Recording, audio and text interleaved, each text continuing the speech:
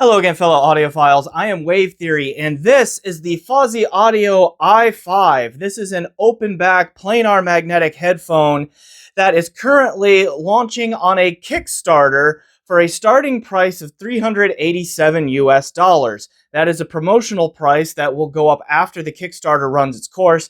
The number that I heard from this headphone at CanJam New York 2025 was about $500 US. So I turned this video around as quick as I could here, a little faster than I normally turn around review videos because of that promotional pricing, which runs through June 1st of 2025. And so we will talk about whether that promotional pricing is a good value, if this headphone is a good deal, and so forth. This was sent to me directly from Fosi Audio. I think that it is for me to keep. I am not 100% sure on that. Just want to be transparent. And the link down below where you can get to the Kickstarter and get in on that promotional price is an affiliate link. So if you like what I have to say about this product and you want to help support the channel, please consider using that affiliate link. I will get a kickback if you do. And I only use affiliate link money to keep the channel rolling. Fosi Audio has made no attempt to influence my opinion on this headphone, so all thoughts that you are about to hear are mine and mine alone. This was one of the headphones that was creating quite a buzz at CanJam New York 2025. It's the one where my rep at Audio 46 kind of chased me down the walkway and said, "Come hear this headphone. It's a $500 headphone that sounds pretty impressive." And the initial impression that I had of it there at CanJam was quite positive. Does that impression hold up? Is this one of the steals of 2025 in terms of headphones? Find out right after shameless self-promotion. Hello. I'm one of the reasons that Wave Theory can't spend all of his money on audio gear. He wants you to know that your support is vital for keeping the channel running. So if you enjoy Wave Theory's bussin' review riz and no-cap review style and want to encourage him to stay in the basement so I don't have to listen to his dad jokes as much, like the video and subscribe to the channel.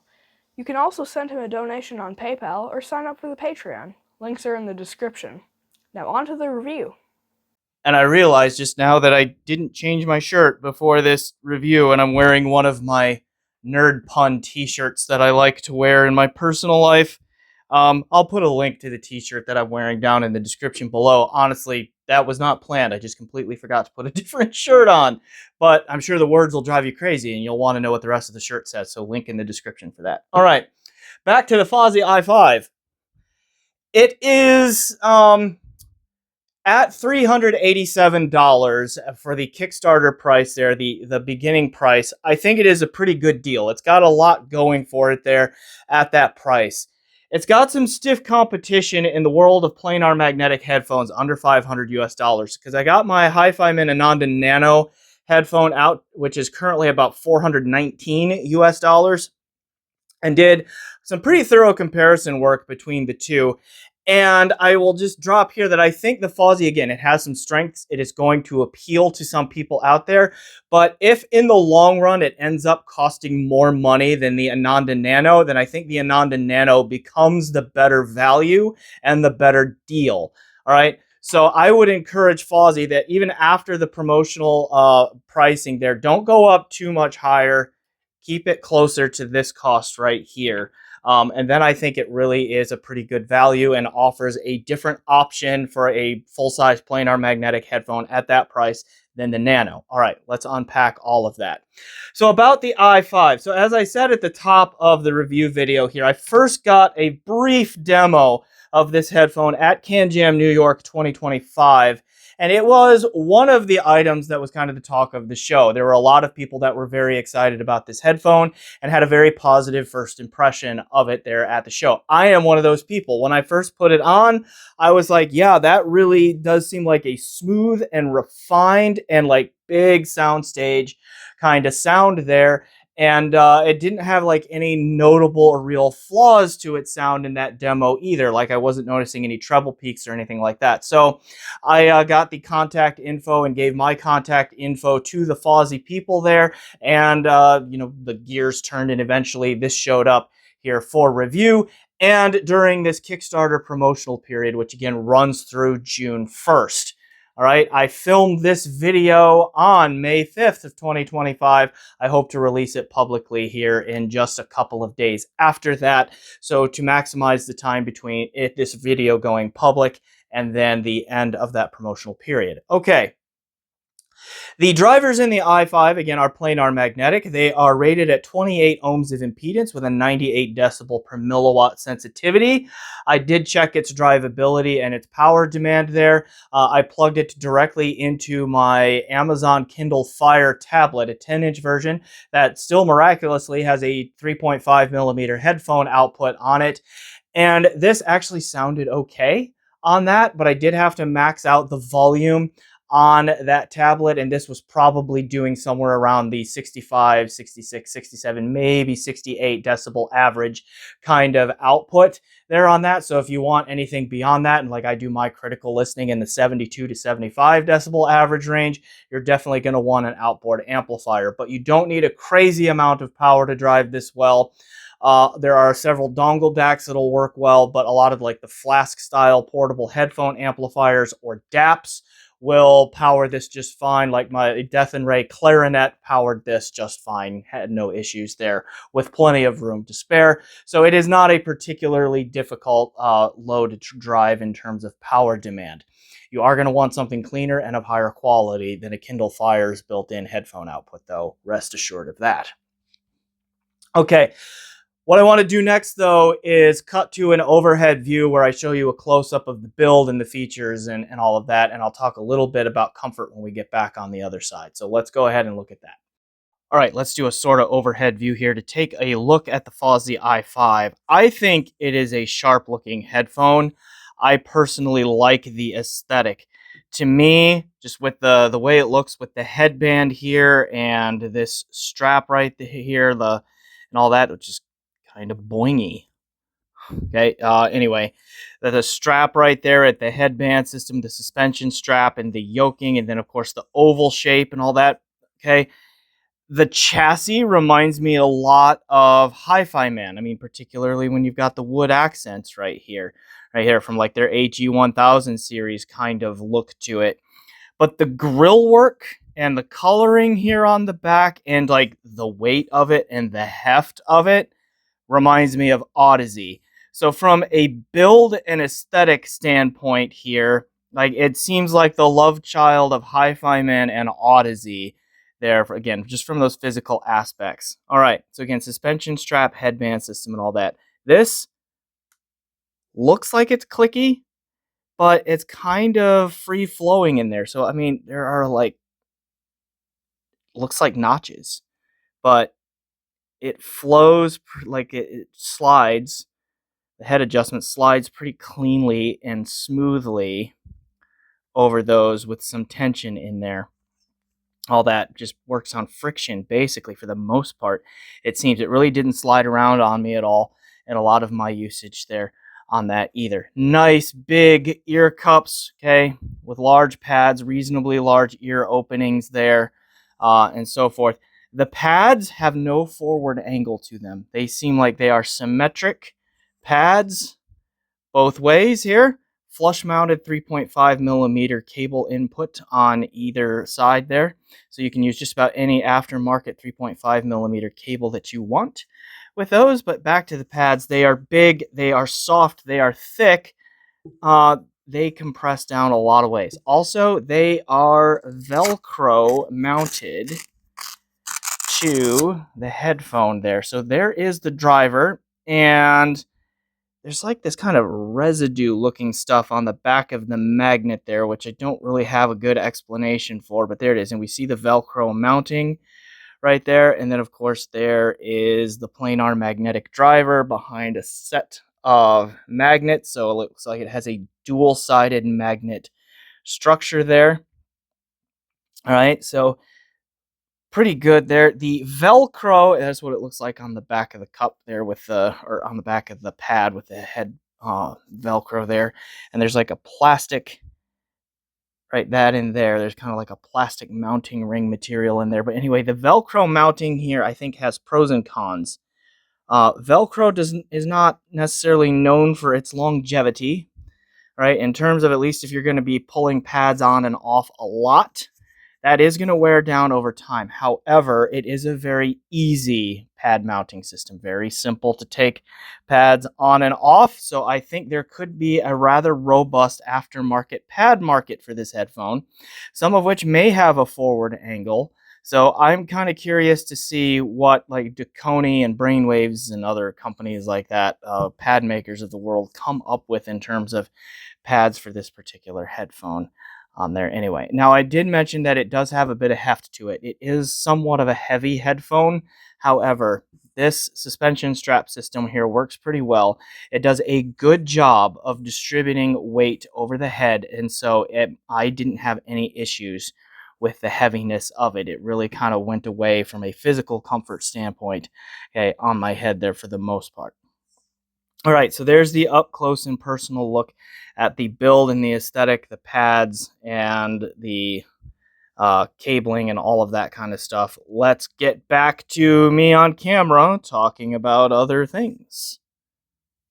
All right, the comfort on this headphone is, I mentioned that it again is heavy, but the distribution of the weight is good. Like, there are no hot spots on the top of the head. The clamp force is tight enough where it feels secure and it doesn't move around a whole lot as you move your head, but then there are like no hot spots on the side of the head either. I had no comfort issues there. Now, I did find that the vertical rotation mechanism right here is a little bit tight, okay, on there. And so when I first put the headphone on, it tends to feel tighter on the above my ear, okay, on the sides of the head above my ears than it does down here on my jaw, here a little bit below the ears, a little some. So to make it feel right and to feel like it's balanced, I kind of have to push the bottoms of the cups in towards my head a little bit more to fully get a seal on there and for it to feel right. So just a little quirk about putting this one on. I don't know if that will loosen up in time or not. Again, I tried to turn this headphone around pretty quickly, turn this review around pretty quickly so that we could maximize the time that this was out there in that promotional period window. All right. Now, let's start turning our attention then towards the sound, and because that's really where we're going to determine whether this is worth the money or if the excitement and buzz behind this is well placed or not. All right, test gear. I should say actually that even though I tried to turn this review around very quickly, I still made sure that this unit got at least 50 hours of break-in. I let it play for about 2.5 days, pretty much non-stop, on another stack of gear, Gungnir 2, and the Sparkos Labs Gemini amp. I was letting a tube burn in on the Gemini and trying to get the Gungnir 2 to burn in and all that because it's multi-bit and all of and so forth. And so for about 2.5 days, that trio played together. And so this got some time burning in there just to make sure that, or breaking in, I should say, that just to make sure that that was out of the way if necessary. Okay. Test gear. I did some actual listening with that Gungnir 2 Sparkos Labs Gemini combo that I mentioned. And in between them, I have a Radial Pro ISO XLR to RCA transformer box in it because the Gungnir is balanced and the Sparkos Gemini is single-ended. So put a transformer in between there. All right. I mentioned the Death and Ray Clarinet, which was connected to my Samsung Galaxy S22 Plus smartphone, which is doing the filming right now, using Rune Arc right there, and then those were connected via USB.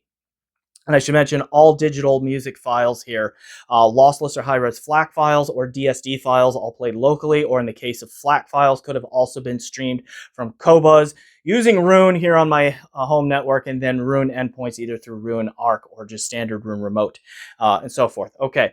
Another Rune endpoint would have been the FIO SR11 streamer, which is currently connected via USB to a Gishelli J2S4499 DAC with Burson V7 Vivid op amps in it and a Swagman 12-volt LPS connected to it. That XLR output into an Aoun S17 Pro Evo headphone amp, which is in for review. And then I also brought out big guns on this one with either the Berkeley Alpha Series 2, which would have been fed by a Sonor Ultra Rendu streamer and a Singer SU6 DDC. or a Lampezator Baltic 3 DAC, also fed by a Sonor Ultra Rendu via direct USB there. Both of those DACs into an LTA Z10E amplifier, and then, of course, powering this. I also tried briefly because I wanted to get into some bass EQ on this. I'll explain why. But I got out my shit Loki Mini little EQ, and I put that between a Chord Hugo 2 with its matching 2-go streamer and an Urzatich Perfitus headphone amplifier in there, and then played with the bass levels on that. Again, more on that in a moment. Okay. Sound. The sound of the i5 is mostly neutral. The mid-range is going to be recessed a little bit too much for some listeners. Not for me, because I am a little bit mid-range sensitive or mid-range intolerant, some combination of those two. All right. The bass has a fairly aggressive sub-bass roll-off below about 60 or 80 hertz, which is why I tried the bass EQ. Again, more on that in a moment. But otherwise, like, for the most part, it is a fairly neutrally tuned headphone, just with rather poor bass extension, and maybe a mid-range tone that is a little bit too pulled back and recessed for some, not for me. Okay, unpacking all of that a little bit further. The tonality through the treble is pretty good. The relationship between fundamental frequencies and their harmonics are pretty realistic, pretty natural up through that range. The treble has a nice smoothness to it. It has some nice air and clarity to it, but it manages for the most part to avoid peakiness or fatigue or anything like that. It's just very smooth and refined through the treble. The mids, again, the mid-range range is a little bit recessed in the ear gain region. So if you look at frequency response charts of headphones, usually you'll see this bump that's kind of centered around 2 to 3 kilohertz in there. This one in the middle of that bump is a little bit pulled back from what a lot of headphones do. So it is going to lack some vocal presence for some listeners. I am very sensitive to things like shoutiness, honkiness, and hollowness of timbre in there. And I think that is in part because if the tonality gets off through the mid-range, I think I might have a sensitivity somewhere near 3 kilohertz, where if that gets out of whack, then things can really start to sound shouty to me. I kind of get this quality of thing, but just with a lot of clarity, and it sounds very weird and unnatural. I don't like it. Okay, this doesn't do that, but the recessed range in there doesn't quite pull all of that out. So this headphone for me will hint at shout and honk and hollow in its timbre. That your mileage may vary on that, but for me, I just get a little slight hinting of that, but it never quite goes there to the point where it was ever really distracting or bothersome to me. Just every once in a while, I'd kind of pick up, oh, is it there a little bit? But then it would just kind of go about its business, and it would be not a big deal, and we'd move on. Okay, so again, I am rather sensitive to those timbral issues, so the fact that they were just slightly present but didn't really bother me says that it's probably not going to be an issue for most people. However, again, some people will find the vocals a little bit too recessed, a little bit too pulled back, a little bit too much a part of the mix in there. So if you are a person who likes more vocal forward presentations, this may not be for you either. However, I did notice on the flip side of that, I usually have because of that shoutiness sensitivity, I often have an awful time with headphones with just spoken word, just regular dialogue. Like if I were to listen to myself on most headphones, even headphones that I really love for music, I don't like to listen to anyone talking, myself or anyone else, just because it doesn't sound right. It'll often sound boxy and hollow. So like I don't watch a lot of movies or shows through headphones because it doesn't sound right. It's distracting, right? This headphone, however, I did try watching some YouTube videos and all of that with it, and it seemed to handle spoken dialogue pretty well, that I could see myself using this for movies, shows, etc. If I needed a headphone for that, for late night movie watching or whatever. So those of you who are kind of like me that have a mid-range sensitivity there but do use headphones for video-based content, then I think this could also be good there for dialogue clarity and naturalness of like dialogue tone and all of that, watching in there as well. But I think for a fair number of people out there for music, it's going to be a little bit too recessed in the vocal range, but your mileage may vary there. Okay, let's talk about that bass roll off, because there is a pretty aggressive roll off below about 60 or 80 hertz here on the bass. And I mean, it is aggressive. It just really falls off there. The bass itself, so between like 60-ish and like 150-ish to 180 hertz, there is good presence and there's good punch to it, and like good tonality in there as well, and fairly good pitch definition and resolution and texturing and all of that to the bass going on in there too.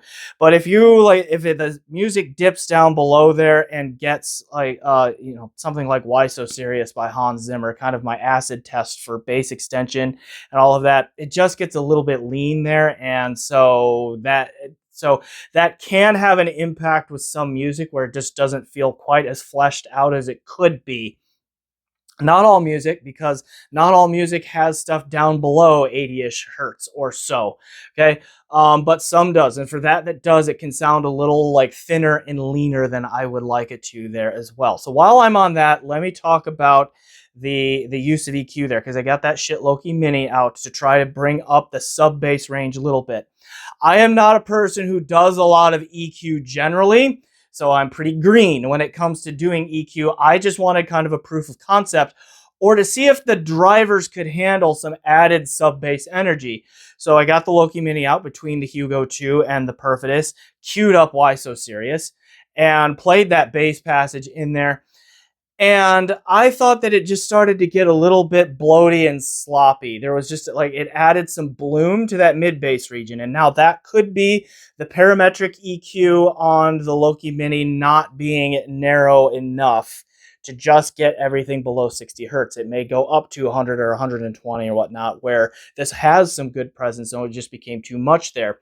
But I also, even with that, was not really noticing a whole lot more extension either. So to EQ up that bass roll off, I think you're going to have very targeted equalization and very aggressive equalization. You're going to have to bring it way up. And I cannot promise that the drivers in here will handle it, because again, started to sound a little boomy and bloated and sloppy to me, with some breakup, some like papery, plasticky kinds of distortion on harder bass hits on there.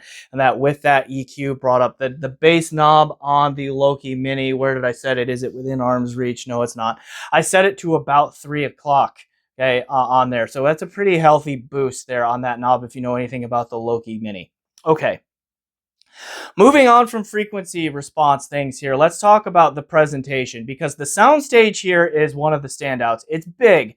It does kind of rival a lot of the HiFiMan egg-shaped designs in terms of overall soundstage size. So if you like a big soundstage, okay, this will be up your alley there. Now, the imaging and the separation, the depth and the layering in it and all of that are not poor. They're just kind of okay.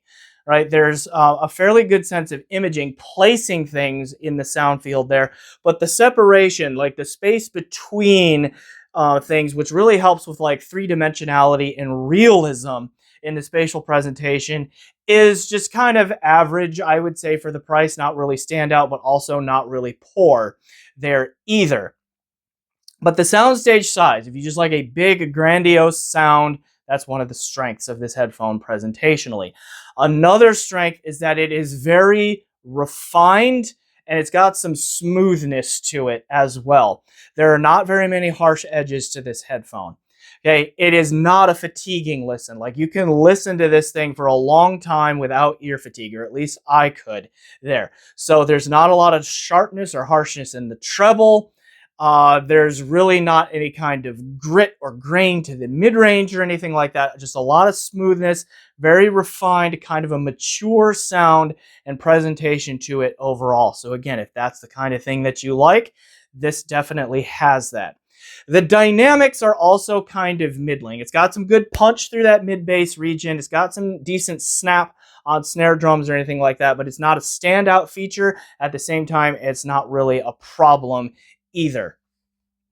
Now, what I will say though is that even though this thing is smooth and non-fatiguing, I personally found it not particularly engaging. So even from a physical comfort standpoint, like it's been on my head now for several minutes, not playing anything, and it just has not bothered me physical comfort wise. Okay, I didn't get ear fatigue from it at all, but just the combination of the presentation of the dynamics and like that bass roll off and all that, and then the resolution and the detail retrieval and all that again is another one of those things that is just okay. The texturing is okay, although it gets better in that mid bass region, but through the rest of the sounds spectrum there, it's just kind of okay. It's just not a particularly engaging headphone for me, and I like a little bit more engagement, something that connects me a little bit more to the music.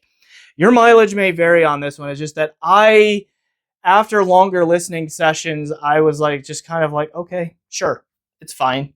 And I was ready to move on to the next thing. It's not outright bad or that I just didn't enjoy it. It just doesn't really move me or captivate me a whole lot there in the way that some others do, even around this price. So let's talk a little bit about comparisons and why the Ananda Nano here is, I think, a really important comparison point.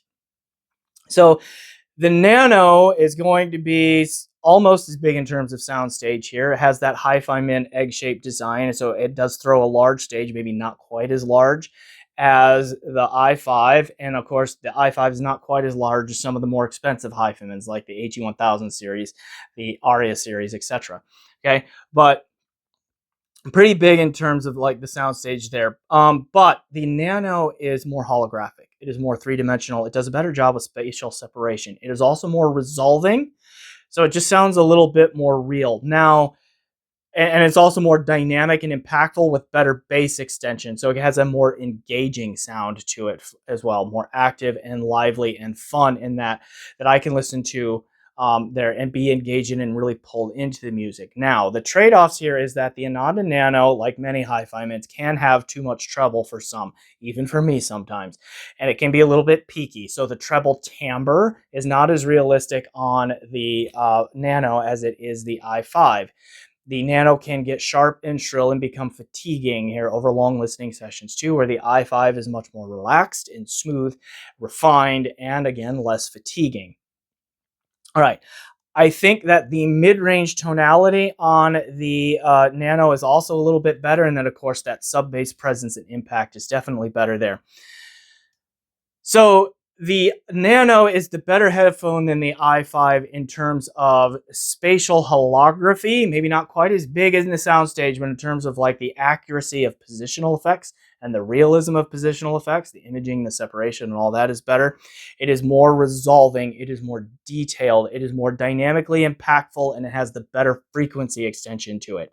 The i5 has its advantages too, though. Like, it is less fatiguing. It is smoother. I think it has a little bit better treble tonality to it. And the vocal presentation or the mid-range presentation is just different enough that it's going to work better for some people than what the Ananda Nano has to offer. But I think the Nano does more of the technical aspects of sound reproduction better than the i5 does. The i5 does do a couple of them better, okay? But just on the whole, I think the Nano is just still a little bit more of the superior headphone, even though in comparison, it is less refined and smooth and sounds just a little bit ragged and like it's just freewheeling a little bit more than the more mature and refined button-up sound of the i5. So kind of pick your poison on that, like which compromises are more important to you and can you live with and all that. So, but that is also why I come back to the point that the i5 at $387 USD, I think, is a pretty good value. You're getting a lot of headphone for the money, a lot of performance for the money at that $387 starting introductory price. And then, of course, they have some accessory packages on the Kickstarter that will add the price a little bit. You know, you'll get better cabling and all of that. Okay.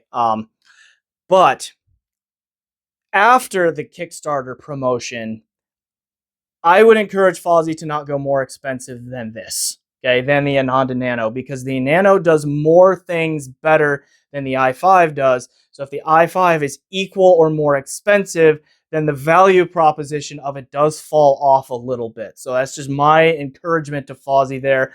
And again, I heard $500 at Can Jam New York 2025. That might be just a little bit too much when this is sitting there at about 420. Okay, I don't know what that price is going to end up being, but that's just something to keep an eye on long term.